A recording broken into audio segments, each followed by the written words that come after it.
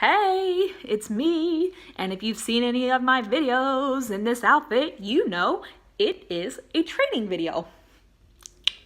And hopefully my last one for this purpose.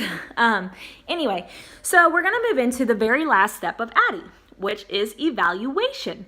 If you don't know what ADDIE is, I have a video explaining it. Go back, watch it, learn it, come back here and watch this. And then watch all the other ones in between. I'm flipping back and forth. I need my book a little bit more for this one.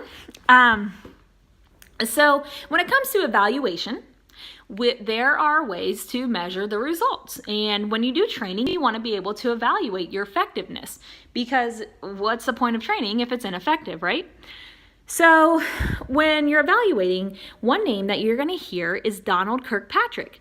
And that's because his 4 levels it focuses primarily on evaluating the effectiveness of the training presented. So there's 4 levels, which you have your level 1, which is reaction, which is did the training participants like it?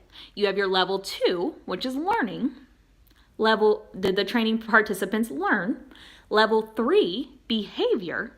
Did the training participants change their behavior? And level 4, how did the training affect the organizational goal or result? So level 1, reaction. Level 2, learning.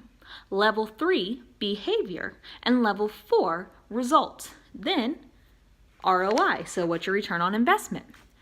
So when it comes to measuring those results, we have our first level, which is measuring the reaction of the participants. A survey that is given at the conclusion of a training is the most common method. So that way you can know, did they like it? You can ask them in a question, you can give them a survey, and it's a really easy way to learn. Then, when you get to your second level, it measures how well participants in the training learned the facts, concepts, theories, and behaviors. Using this measure normally requires HR professionals or consultants who are trained in statistics and studies to interpret the results. Right? No, people like it. I just don't like statistics. It was terrible. Pre and post results will indicate the effectiveness of this training. Then you get to your third level, which deals with measuring the behavior, and it's more difficult to measure than the previous 2 levels because it can be difficult to determine whether somebody's behavior changed based off of the training or because of an outside influence. Ways that you can measure this is through observation, interviews, 360-degree feedback, instruments and simulations, and then with your 4th level, that deals with the measurements of results to determine if the planned effectiveness of the training delivered the desired results. So the difficulty with this measurement is determining whether the training was the sole factor affecting the results. So typically a cost-benefit of return on investment follows to substantiate the level 4 results. I know that was a lot. I'm trying to get it out quickly because this video is going to be long. So now we're going to kind of go over each of those little subcategories and how you measure the results. So we have our participant surveys and questionnaires. So that's when you give your participants a survey asking them how they liked it. You can either do it at the conclusion right there and give it to them a physical copy, or you can do an internet one and give them time to fill it out. Then you have your pre and post testing, which is when you give somebody a test at the beginning of the class and the same test at the very end to measure if they have learned what you were supposed to have taught them. I think that's really kind of beneficial, right? Then you have measuring the behavior and after-action review. So an after-action review involves measuring behavior and and it's definitely more difficult than measure than learning, okay? It's difficult to determine whether a behavior change is related solely to the attendance of the training program. For example, if a supervisor has improved relationships with subordinate, was it through the management training program the supervisor attended, or from a recent 360-degree feedback instrument that pointed out a lacking in that area? That was a lot. Basically, it's just difficult to measure behavior versus stuff. It's not black and white. Then you get your performance test. A performance test is administered to training participants and contains actual samples of content that was taught in the training. So this is a little bit different than the pre and post testing because you're not giving the same test. You're actually teaching them and then you're giving them a test at the end. Then we move on to critical incidents. So the critical incidents method, or a record of both positive and negative incidents, is scored to measure the training outcomes. So normally this would be completed by a trainee's direct reporting supervisor or manager. An example of this method might be where a salesperson concluded their negotiation tactics training, and during an actual new client meeting, the salesperson's manager is present and noting the behaviors that were effective and least effective in the negotiation. I'm sorry, I'm trying to get this out.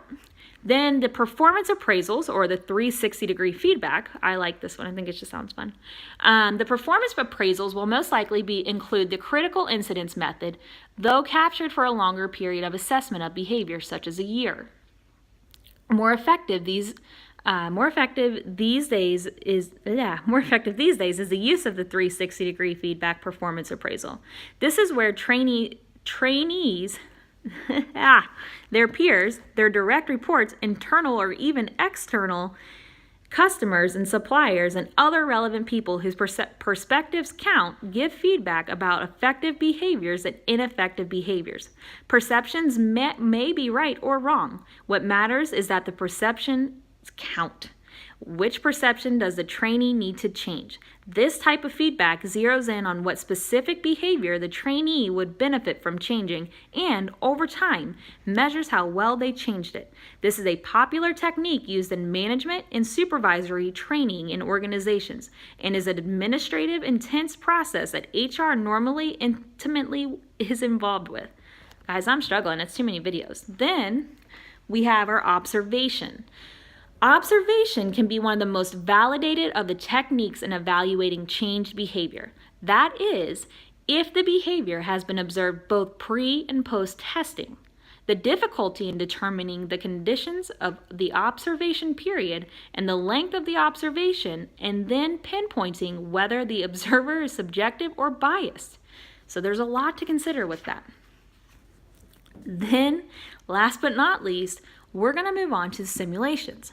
So with simulations as a training evaluation technique, the training participant performs a simulation of what was learned and applies it in real time on the job. This is an expert initial bridge between the training and its actual application in the world of the trainee's work.